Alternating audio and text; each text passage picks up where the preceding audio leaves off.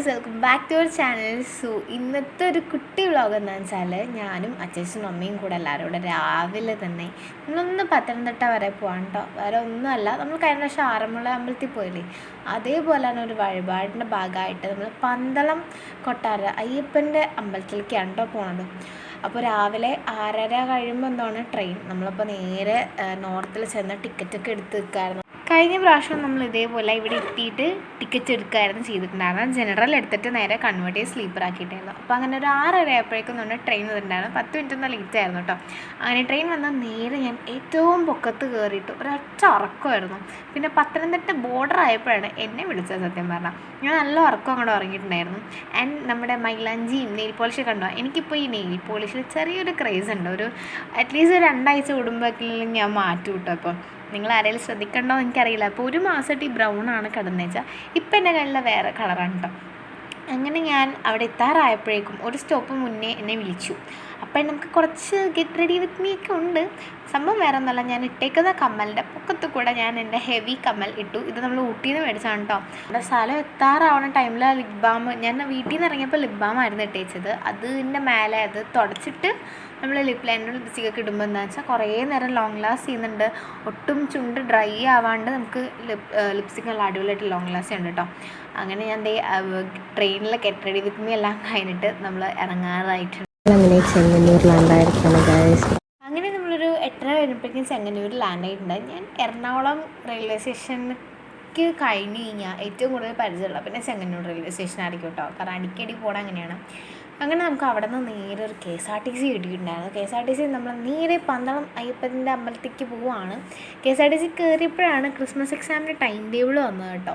അപ്പോൾ ഞാൻ അമ്മയ്ക്കത് കാണിച്ചു കൊടുക്കായിരുന്നു. ഇലക്ഷൻ്റെ ഡേറ്റും അതും ഇതൊക്കെ ഇട്ടൊക്കെ ഇങ്ങനെ കാണിച്ചു കൊടുക്കായിരുന്നു. പന്തളം കൊട്ടാരം എത്തിയിരിക്കുകയാണ്. ഇവിടെ കുറേ കച്ചവടക്കാരന്മാർ നിൽക്കില്ല കേട്ടോ. ലാസ്റ്റ് ഞാൻ 2023 ഡിസംബർ സമയത്താണ് പോയത്. നമ്മൾ വന്നപ്പോഴേക്കും അധികം വലിയ തിരക്കൊന്നും ഉണ്ടായില്ല കേട്ടോ. നമ്മൾ പെട്ടെന്ന് കയറി അങ്ങോട്ട് തൊഴുതിട്ടുണ്ടായിരുന്നു. ആൻഡ് നല്ലൊരു പോസിറ്റീവ് എനർജി അടിപൊളി കാര്യങ്ങളൊക്കെ ആയിരുന്നു കേട്ടോ. എനിക്കിങ്ങനെ ദൂരെയുള്ള അമ്പലങ്ങളിൽ ഞാൻ അങ്ങനെ കുറേയൊന്നും പോയിട്ടില്ലെങ്കിലും പോയതൊക്കെ അടിപൊളിയാണ്. എൻ്റെ രാവിലത്തെ ദർശനം എല്ലാം കണ്ടു കഴിഞ്ഞിട്ട് നമ്മൾ നേരെ അച്ചൻകോവിലാറ് കാണാൻ പോയി. അതായത് ഈ അമ്പലത്തിൻ്റെ പുഴയാണ് സത്യം പറഞ്ഞാൽ ഇത് അച്ചൻകോവിൽ ആറാണ്. ഞാനും ശബരിമലയിൽ പോയ ടൈമിൽ ഇവിടെ വന്ന് തൊഴിലും കാര്യങ്ങളൊക്കെ ഉണ്ടായിരുന്ന ടൈമിൽ ഞാനും ഈ വെള്ളത്തിലൊക്കെ ഇറങ്ങി കാലൊക്കെ നനച്ചിട്ടൊക്കെ ഉണ്ട് കേട്ടോ. കാണാൻ നല്ല രസമാണ്, പക്ഷെ നല്ല ഡേഞ്ചറാണ്. ഞങ്ങൾ അന്ന് പോയപ്പോഴും ഇതേപോലെ ഡേഞ്ചർ ബോർഡും ഒക്കെ കണ്ടത് എനിക്ക് നല്ല ഓർമ്മയുണ്ട്. ഇപ്പോഴും നല്ല ആഴമുള്ള ഇതാണ് കേട്ടോ. അപ്പോൾ ഞങ്ങളുടെ നാട്ടിലെ വീട്ടിലേക്ക് പോകുന്ന വഴി ഇതിലൊരു പാലമൊക്കെ ഉണ്ട്. അതൊക്കെ ഞങ്ങളങ്ങനെ തൊഴുതെല്ലാം കഴിഞ്ഞ് ഇനി ചെറിയൊരു ഫുഡ് അടിപ്പുരയാണ്. ഇവിടെ അടുത്ത് എവിടെയും നല്ല കടകളൊന്നുമില്ല ഗൈസ്. അതാണ് ഇവിടുത്തെ ഏറ്റവും വലിയൊരു ഡ്രോബാക്ക്. അടുത്ത് എവിടെയും ഹോട്ടലില്ല, നല്ല ഹോട്ടലൊന്നുമില്ല. പിന്നെ കുറച്ച് തട്ടുകടകളൊക്കെ ഉണ്ട്. നമ്മൾ ആറന്മുളയിൽ പോയപ്പോൾ സെയിം അവസ്ഥയായിരുന്നു ഗൈസ്. ഞങ്ങളുടെ നാടൊക്കെ ആണെങ്കിലും, എൻ്റെ നാടല്ല അച്ചാച്ചൻ്റെ നാടാണ് കേട്ടോ, ഒക്കെ ആണെങ്കിലും ഇവിടെ വളരെയധികം എന്താ പറയുക, ഇങ്ങനത്തെ ഫെസിലിറ്റീസ് വളരെയധികം കുറവാണ്. ഒരു ഫുഡ് കഴിക്കണമെങ്കിൽ പോലും നമ്മൾ ആറന്മുള അതുപോലെ ഈ അമ്പലത്തിലൊക്കെ വന്നിട്ട് ചുറ്റും എവിടെയും ഹോട്ടലിലായിരുന്നു. അത് ഭയങ്കര ഒരു ഡ്രോബാക്കായിരുന്നു. അവസാനം ഞങ്ങൾ എന്ത് ചെയ്തു, ഞങ്ങൾ റെയിൽവേ സ്റ്റേഷൻ്റെ അവിടെ ചെന്നിട്ടാണ് ഫുഡ് അന്വേഷിച്ച് പോയത്. എന്നിട്ട് നമുക്ക് കുറേ അന്വേഷിച്ച് നടക്കേണ്ടി വന്നു. ലാസ്റ്റ് നമുക്കൊരു പോലീസ് മാമനൊക്കെ വഴി പറഞ്ഞ ഒരു വെജ് ഹോട്ടലിലേക്ക് എത്തിയിട്ടുണ്ടായിരുന്നു. ഒരു ബിലോ ആവറേജ് മസാല. പക്ഷെ നമ്മൾ ഓണം വെയിൽ കൊണ്ടിട്ടുണ്ടായിരുന്നു. സത്യം പറഞ്ഞാൽ കുറേ ഹോട്ടൽ അന്വേഷിച്ച് നടന്നുകൊണ്ട് തന്നെ എനിക്ക് എങ്ങനെയായാലും വീട്ടിൽ പോയാൽ മതി എന്നായിരുന്നു.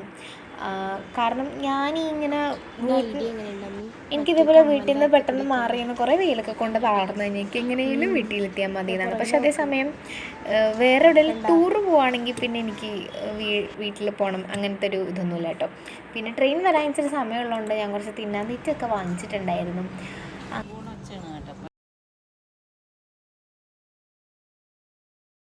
ഒരു ട്രെയിൻ മൊത്തം കാലിയിട്ട് കിട്ടി. ഇവിടെ ട്രെയിൻ വന്നപ്പോഴാണ് ഞാൻ നോക്കിയപ്പോൾ ട്രെയിൻ പോയി മൊത്തം കാലിയായിട്ടിരിക്കുന്ന ഒരാളില്ല. ഞാൻ ആവശ്യത്തിന് വീഡിയോ ഫോട്ടോസൊക്കെ എടുത്ത് മാറി സീറ്റിലിരുന്ന് അവസാനം ഞാൻ മേലെ പോയി കിടന്നുറങ്ങി. ഹേ ഗായ്സ്, ഞങ്ങളങ്ങനെ 2 മണിയൊക്കെ ആയപ്പോഴേക്കും വീടെത്തിയത്. ഫോൺ ചാർജൊക്കെ തീർന്നു, 2 ഫോണിലും ചാർജ് തീർന്നു. ഞാൻ കുളിച്ച് മേലൊക്കെ കഴുകി പിന്നെ ഒരു ബിരിയാണി കഴിക്കാൻ പോവാണ്.